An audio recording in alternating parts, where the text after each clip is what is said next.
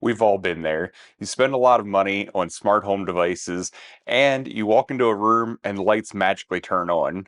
But there's also a problem. It goes pitch black, and you end up waving your arms around, get lights try to come back on because you're utilizing motion sensors instead of presence sensors. Motion sensors are great in places like hallways or areas you're moving through, but when you're in an area like a living room or a home theater like this, the motion sensors just don't cut it. You have to have presence sensors to have your home be smart. Welcome back to Josh's Smart Home. If you're new here, I've been building out my smart home for about 10 years now, and I want to share with you what I've learned along the way to make your home smarter too. And full disclosure, Meross did provide this presence sensor free of charge to me, but they're not monitoring anything I say about it, so everything is my fair and honest review. So let's get to it. So today I'm going to solve this automation problem in my home theater once and for all. I'm going to utilize this Meross MS605. This presence sensor can not only detect which zone I'm in, where I'm at exactly in the theater, so I can have different automations depending on if I'm at the counter or sitting at the chairs in the front, but this thing is battery powered too. So I can put it up on speakers at the back of the theater. I don't have to run a cable there. That's just game changing in this instance. So let's get this thing unboxed. All right, I got this thing all opened up, and we have the user guide. We have a couple of Velcro stickers so that we can put one on the device and one on the ceiling or the wall or wherever we want to put it if we don't want to sit it on something.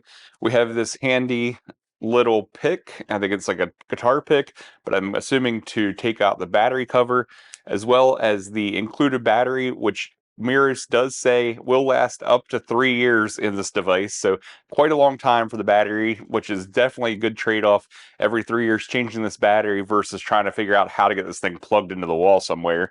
And obviously, we have the Meross presence sensor, and it does have a stand here that we can rotate around. And then we have the battery compartment on the back right here. And this battery compartment does have a water sealant around it. So let me get this opened up here. And this has this silicone or rubber gasket around it because this is IP67 waterproof. So you actually can put this right outside too. So I'm going to take this battery, put it in the device, and get it closed up. Now I'm going to connect this in the Meross app.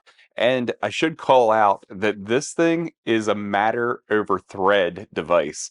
So we don't have to utilize Meross's app, but I'm going to initially start here, and then I'm going to move over to Home Assistant utilizing the Matter support. All right, in the Meross app, I'm going to hit the plus sign, and we're going to go down to the Smart Sensor and find the MS605. We'll select that, hit Next, and then push it several times, and it should start blinking red like it is.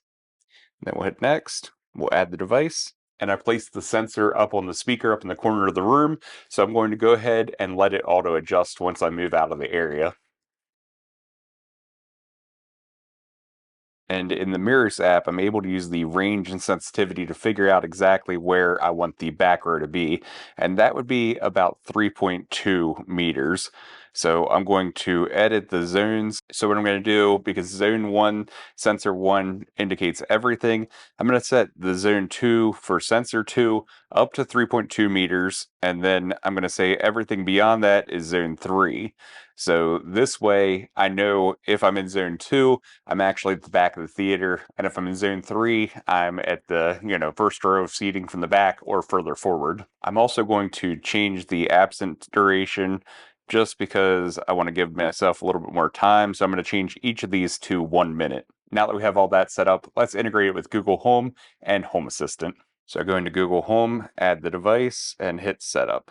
I'm just going to set it up with the pairing code I have. So I continued through the prompts, and after a couple minutes, got everything set up here. I'm going to name this the Theater Back Presence Sensor, and then it's added to Google Home. Now that it's set up in Google Home, I'm just going to go into the device, and then we're going to select the link Matter Apps and Services, and let's link it to Matter Apps and Services. This will give us a pairing code that I'm going to utilize in Home Assistant. I'm going to copy the pairing code and jump over to Home Assistant, and I'm going to do add integration, add a Matter device. I'm going to say yes, it's already in use with Google Home, and I'm going to say I can't find it on the list because it's much easier just to pop in the pairing code and then add the device. And after just a minute, it pops right in here, and you can see that it has the occupancy detected here. In this instance, it's saying occupancy 2 and 3. So 3 is the one that's actually number 2 on the other one, so a little bit confusing there, but definitely can make sense of it with where everything's at. So what I'm going to do is go ahead and make some automations in here so that I can utilize this sensor and have everything in our home theater actually work and make sense for what we do. So here I have the first automation. If the theater back presence sensor in occupancy 3, which is this area here, becomes occupied, then set these lights to 1%.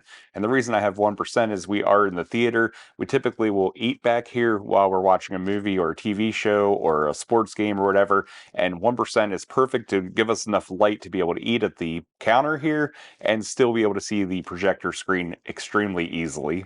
And here I set up the automation that when the presence is no longer detected back here, it'll turn off these back lights. So this way I have everything in the back of the theater set up to handle this counter area utilizing the MS605 from Meross. All right, let's verify the automation works. So I'm going to move out of the area and give it time to let it turn off.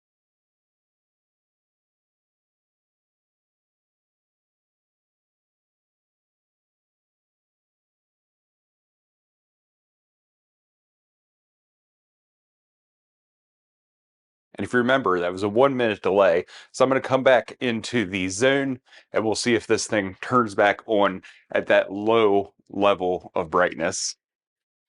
And just like that, we have the lights activated at that low level. This new Mirror's Thread Smart Presence Sensor is just absolutely amazing. Having the battery powered thread device takes away so many of the drawbacks that you typically have with the millimeter presence sensing.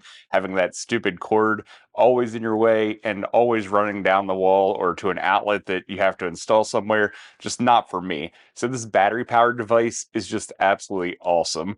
And it has the IP67 waterproof and a 3-in-1 with the IR millimeter wave and the light sensor. Light sensor, I don't believe, is supported by the Amazon Assistant, but the other Matter devices should work just fine with the light sensor, including Google Home and Home Assistant, as well as Apple HomeKit. Remember, the Matter over Thread means that you have local control, no internet required to make this thing work perfectly in your smart home.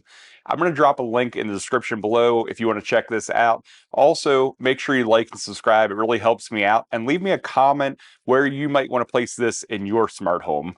Stay safe, stay smart. I'll see you in the next one.